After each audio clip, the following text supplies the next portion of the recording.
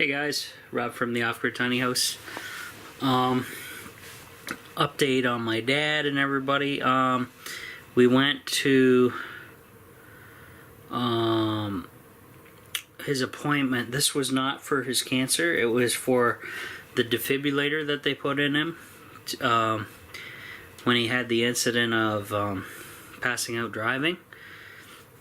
And it's been a year now since they checked it out, and they gave him the monitoring device and everything like that, and everything's good.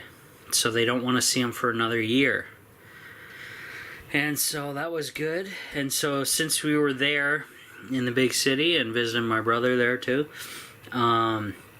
we took a ride over to the surplus store, and I picked up some stuff. One of the items that I'll show you here first, my brother actually spotted, and I'm going to show you guys that right now. So, if I spin the camera around a little bit, here we go.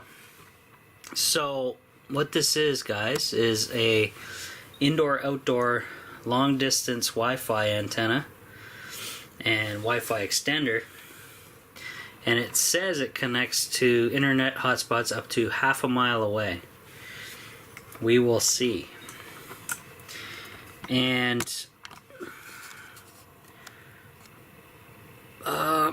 it's got 25 foot of USB cable.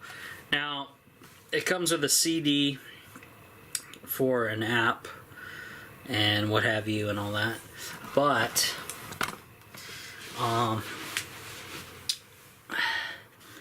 the USB cord on this thing says USB 2.0 and above.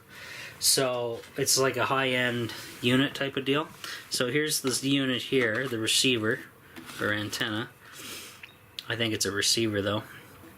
And it has a little stand and a different mounting methods. You can mount it there and there.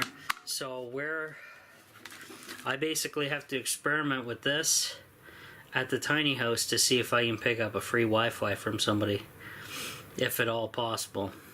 Hard to say if it'll work or not, but I have 14 days to return it for store credit if it's not going to work out for me. Okay, so it came with some a mounting bracket and some gear and a gear clamp and stuff like that, and 25 feet of USB cable. And I've actually tried this out already inside the house, and it seems to work. So I'm guessing if this thing's mounted outdoors, it should really go to town in finding some signals.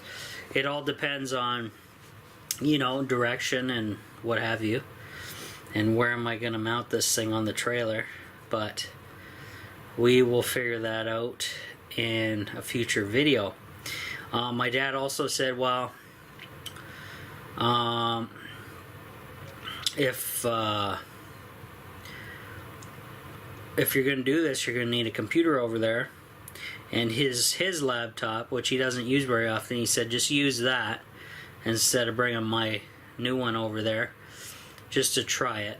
But if his doesn't work, obviously I'll just bring mine over, because his doesn't even have a CD drive. But my experience with hooking this up to my computer, I didn't even need the app. It was just automatically picking more signals up via the Windows updates or the Windows Microsoft's operating system. So that's the one item picked up. Other one here is something I chose. A little pricey, $30. 1000 lumen floodlight. It only has a 3600 milliamp hour battery, but it's lithium, and it's also a power pack. It's weatherproof too, which is kind of nice. and super bright, guys. I tried this last night. It lit up the entire basement. on high, and it just has 2 modes. So, and then here it has the USB plugs, so you can plug something into it to charge a phone or a tablet or whatever. And then here's the micro USB for charging the battery on board, and it has a removable thing here, or you can just stand it up on different angles and stuff like that. It came with a transformer step down, but I'm mostly going to use this to charge it off of the solar. I stay away from 120 volt as much as I can. And it says on the high mode it'll run for 3 hours, which is decent. So it's basically an amp an hour. But high mode is pretty high. Like it's insanely bright, 1,000 lumens. So, and it says here on the back 10 watts at 1,000 lumens, 6,000 K color temperature, 120 degree beam angle, 2.5 to 3 hours on full charge, charging time 5 to 6 hours. Because I think what they did was, because it's a lithium, they made it so it just trickle charges the lithium. That way you don't run into issues. And it said something in the manual about it has a built-in overcharge and undercharge protection for the lithium battery. So it has a BMS installed in here. Be interesting to see what's actually in here. I don't want to really take it apart though, but that is one huge LED in there. Can you guys see that? Massive. So that's the iZoom far point device charger floodlight, 1,000 lumens. So that's pretty neat. I picked that up. So we're gonna, obviously this guy's gonna go live at the tiny house, and then because it has a power pack, that's gonna be an extra battery for me over there. And then of course in a future video, guys, if I get this to work over there, my next videos will probably be live from the tiny house then via internet, which would be awesome, because that gets me one step closer again to going full-time off the grid there.